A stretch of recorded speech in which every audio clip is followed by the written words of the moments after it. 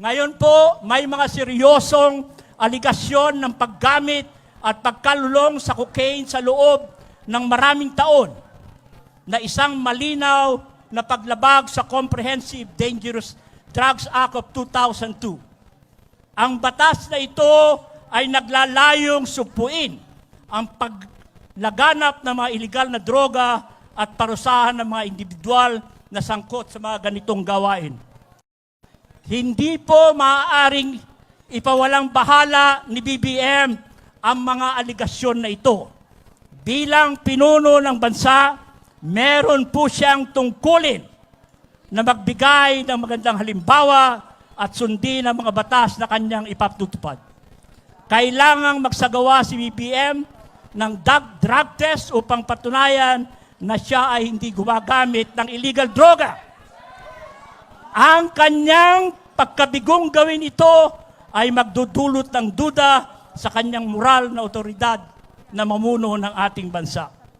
Kung hindi po siya papailalim sa drug test, wala po siyang kredibilidad at walang karapatang magsilbi bilang pinuno ng ating bansa.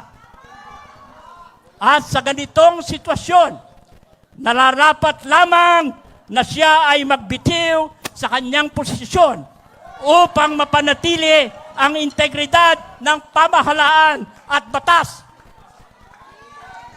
Marcos! Resign!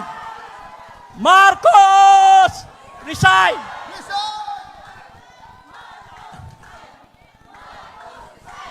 Marcos resign! Marcos resign! Marcos resign! Marcos resign! Ang ibig pang sabihin ng SONA, sobra na! Alis na! Sobra na! Alis na! Yan ang SONA. Sa Charter Change at People's Initiative, ang Pilipinas ay hindi po binebenta. Not for sale. Ang pagbabago sa saligang batas at People's Initiative, Charter Change, or Constituent Assembly, or Convention, ay hindi angkop na solusyon sa mga hamon ng ating bansa.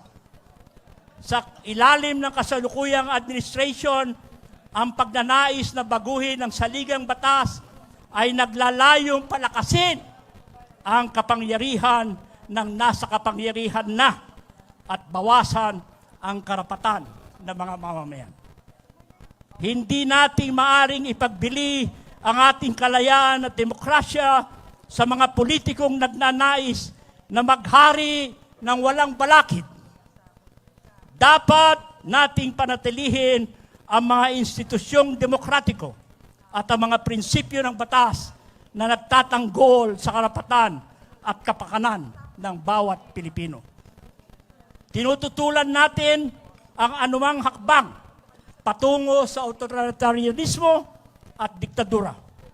Ang pagtatangka at pagpilit nila ng People's Initiative ay malinaw po na pagsubok na palakasin ang kontrol ng iilan sa pamahalaan at tanggalin ang tinig ng sambayanan. Huwag po natin hayangan dungisan ang ating kasaysayan sa mga sakripisyo ng mga bayani ng ating bayan. Ang ating demokrasya ay isang pamana na dapat nating ingatan at ipaglaban. No to charter change!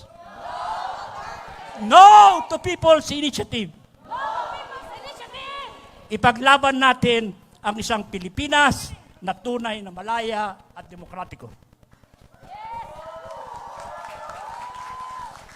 Sa agricultural policy, the Marcos administration has miserably failed its agricultural policy.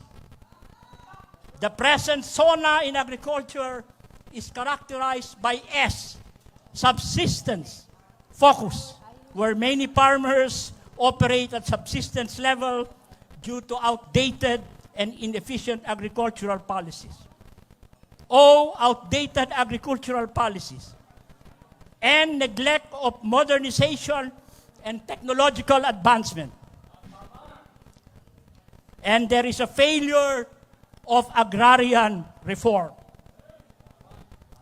Sa usapin ng infrastructure, energy, and water, ito po ang sona ng administrasyon. S, stagnation in infrastructure development. This administration has failed to deliver new major infrastructure projects essential for economic growth. Ano po ang nakita natin?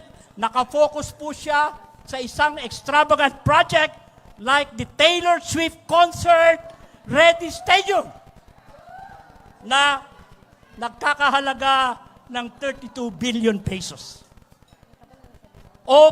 Operation of cultural icons. The government's campaign to phase out jeepneys, a cultural symbol and source of livelihood for many Filipino drivers, will deprive self-employed drivers of their income and financial support for their families. This program hurts the poor people and is deplorable. Ngayon, negligence in energy reform. Nakikita po natin ang high electric rates, private utility companies, katulad po ng Meralco, prioritize profit over their consumers, leaving the public at their mercy. Wala rin pong accessibility sa basic services. Ngayon ay pinag-uusapan pa rin natin kung ang ating mga kapatid at mga kaibigan sa rural areas ay aabutin ng malinis na tubig at may kuryente na magagamit ang mga bata sa kanilang pag-aaral.